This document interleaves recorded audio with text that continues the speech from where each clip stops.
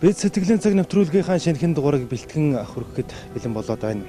Тэгээд нэвтрүүлгийн миний удаагийн дугаарт нэгэн залуу зураач оролцох болно. Түүнийг Ууган Баяр гэдэг. Тэрээр уран зургийн ертөнцид сэтгэл зүрхэн зориулаад хэдий цөөхөн жилийг ардаа үдсэн ч гэсэн өшөө олон жилийг ардаан орхих ийм хүсэл эрмэлзэл дүүр нэг юм. Ингээд бүгдээрээ түүн дээр цацалцгаая.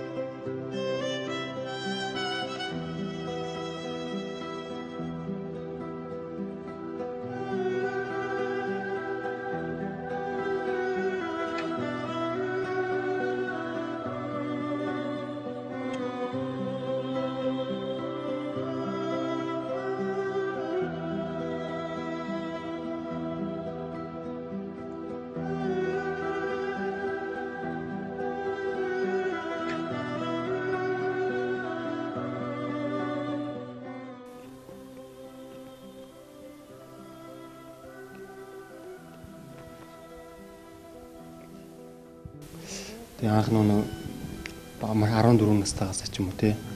Тэгээ нөгөө анх чинь 29 дугаар сурлагч байдаг те. Манай Монгол улсын тэрний сургууль сурч байхаасаа эхлээд зурж эхэлсэн гэж байна. Чиний зургуудыг үзэж байхад дандаа гоё амьдралын баяр баясгалантай тийм алиалагч нарын зургууд байл та. Яагаад цирк алиалагчдыг сонгож зурх болсон юм бэ? Нохоо энэ сэтгэл нь бол ерөөсөө энэ хүүхдүүд маань энэ уугаа ингэж л тань өөрийнх нохоо гүлэг те энэ хөөрхөн ертөнцийн гурван сайхан гэдэг шүү дээ. Тэр гүлгийг тэгээ тэр алиалагчийг өөрийнхөө энэ нэг өөрийн сэтгэл дотор байгаа тэр гоё сайхан зүйлээгээ үгээрээ хэлж чадахгүй те тэр имийг энэ бодог өнгөөрөө гаргахыг хүссэн те өнгө сэтгэл дотор нь юу байдгийг ямар өнгө байдгийг ямар энэ хөгжлийн бэрхшээлтэй ч гэсэн энэ хүний сэтгэл дотор ямар гоё тэр нэг те гоё мэдрэмжүүд байдгийг өөрийн тэр зургаараа илэрхийлэх гэж их хүсдэг баг. Чиний мөрөөдөл юу вэ? Ер нь мөрөөдөх дуртай юу?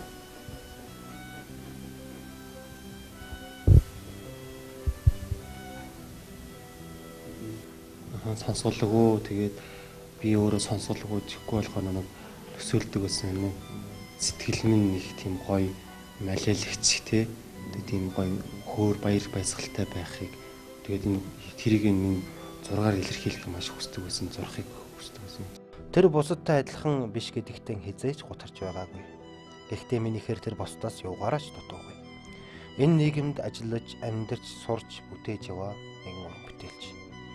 Бодохтой бидэнд нэгэн дутагдал байдаг юм байна. Тэр нь юу вэ гэвэл бусдыгаа дутуу хайрладаг, дутуу үнэлдэг явдал.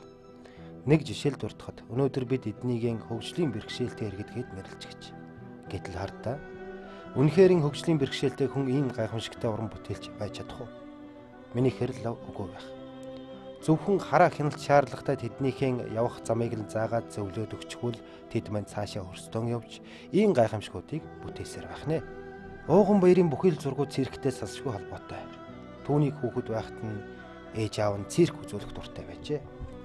Харин хожимоо тэр нь хүүгэн амьдрах итгэл өөрийгөө бусдад илэрхийлэх арга хэлбэр уран бүтээлийнх нь гол сэдэв болсон байна. Нөгөө төгөр түүний зургуудаас амьдралын баяр баясгалан аз жаргалыг мэдэрч болно. Тэр зөвхөн циркийн тухай зурдаг. Магадгүй түүний зүүд ч бас зураг шиг юм байж болох юм аа. Эцэст нь хэлэхэд бид бол өчүүхэн юм байна. Бид өөрсдөө эрүүл сарвал ухаантай гэж боддог хүртлэн дандаа бусдаас тусламж гуйх, бусдын оролцоог аливаа нэгэн зүйлтэй хүсдэг. Бид өөрсдөө тэр болгон бие даагаад Ууган Баяр шиг хичээл зүтгэлтэй, зоригтой, түүндээ үнэн амьдарч чаддаг. Харин энэ хүү өөрийн зовлон ургуулж, өөрийн давуу тал болгож чаджээ. Амьдрах сайхан. Амьдрал дотор уран бүтээл төрөх сайхан. Тэр анима гэдэг сургуулийнхаа тухай та манай үзэгчдэд танилцуулахгүй юу? За тэгээд анима сургууль бол анима гэдэг нь болохоор сэтгэл гэсэн үг л дээ латинаар. Тэгээд анима сургууль маань одоо мэрэгжлийн уран зургийн сургууль, тэгээд мэрэгжлийн урлагийн сургууль, тэгээд ядам сүрэнгээ нэрэмжит ардын зураач төрийн сургуульд ядам сүрэнгээ тэр агуу хүний үр садны энэ сургуулийг байгуулсан. Тэгээд одоо 16 дахь жил, 17 дахь жилд үйл ажиллагаа явуулж байгаа. Тасралтгүй. Тэгээд дандаа 9 төгссөн эсвэл 9 төгсөөд 11 төгссөн хүүхдүүдийг авдаг. Тэгээд 4 жил сургаад төгсгдөг байгаа. Тэгээд 4 жилийн хугацаанд бид нэр болохоор яг мэрэгжлийн тэр зургийн урлагийн тэр урлаг гэж юу юм бэ тий? Хөө хүний төлөвшөл тэгээд үнэхээр зураг хүсэлтэй тэр хүүхдүүдийг бид дуртай явдаг. Тэгээд тэр сургууль манай сургууль маань жил болгон бас хөгжлийн мэрэгчлээ хүүхдүүдээс бас тодорхой хэмжээний тоогоор авдаг байгаа. Үнэхээр зурх хүсэлтэй, эрдэмтэлтэй хүүхдүүдийг бас хөнгөлн бас төлбөргөө сурч болно. Хамгийн гол нь тэр хүүхдүүд маань их үнэхээр зурх хүсэлтэй байх хэрэгтэй. Тэгээд манай сурвалж өөрөө их цөөх хүүхдүүдтэй авдаг л та. Жилд нэг 15-аас 20 хүүхд авна. Тэр нь болохоор яаж байгаа юм гэхээр урлагийн системтэй ерөөсөө нэг багш шавийн барилдал нэг урлын 7-8 хүүхдэл байх зорилттой. Тэгээд тэр хүүхдүүд маань зураг зурна, багш хөгжим сонсно, багштайгаа цуг театр үзэн, багштайгаа цуг тэр лекц суунд тий. Ерөөсөө урлагийн тэр нэг жижигхэн нэг арал шиг л идэг л та ерөөсөө. Тэгээд хүүхдүүд маань одоо энэ манай уугаа гэдэг нэг хүүхд өнөдөр би танаг нэвтрүүлгээр орж их баяртай байна л да. Ягаад тэгэхээр энэ хөгжлийн бэрхшээлтэй хүүхдүүд маань их ер нь бол нийгэмтэй харьцаад их бага тий. Эдгэрийн дуу хоолойгоо хүмүүст хүрэхэд их бага байдаг. Тэгээд бидний сургууль болохоор яг бидний сургууль болохоор энэ хөгжлийн бэрхшээлтэй гэдэг хүүхд ерөөсөө нэг орж ирээд тэр хөгжлийн бэрхшээлтэйгээ мартчихдаг. Ерөөсөө л бүх хүүхдүүд нь адилхан тэгш хэрэгтэй тэр хүүхдтэйгээ харьцаад эхэлдэг. Нийгэмд аягүй гоё уусаад орчдөг. Энэ сонсголтой эрүүл хүүхдүүд маань өөрсдөө дуртай аргагүй найзтайгаа энэ тохионы хэлмэл өөрсдөө сураад авчдаг тий.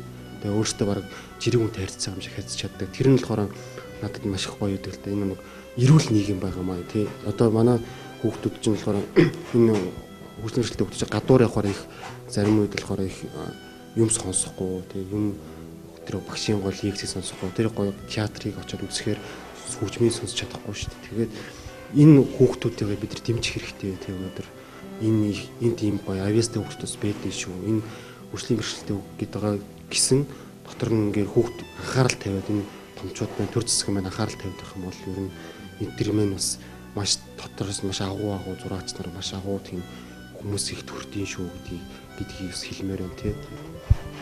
Тэр нэвтрүүлгийн минь зочин ууган баярын тухай бас багшаас нь сонсвол багшийн үзэл бодлыг, багшийн бодлыг сонсвол их сони юм шиг санагдаж байна. Та манай нэвтрүүлгийн зочин зураач ууган баярын тухай ярихгүй юу? Тийм уугаа минь одоогоос 5-6 жилийн өмнө орж ирсэн л дээ. Тийм. Тэгээд нэг 29 дугаар дунд сургууль гэж үзэж тэр сургуулийн захирал хамт багш нартай бидний холбоотой байдаг. Тэгээд тэдрээс минь зурдаг хүүхдүүдээ бид нэрлээ бас явуулдаг л та төгссөн хүүхдүүдээ. Тэгээд ирэхээрээ бид 5 жилийн өмнө уугаа минь ирээд яг л нэг 10 жилээс ирсэн нэг юу ч мэдэхгүй. Тэгээд бид нар чинь өөртөө бас нэг тохиогоо бас сайн мэд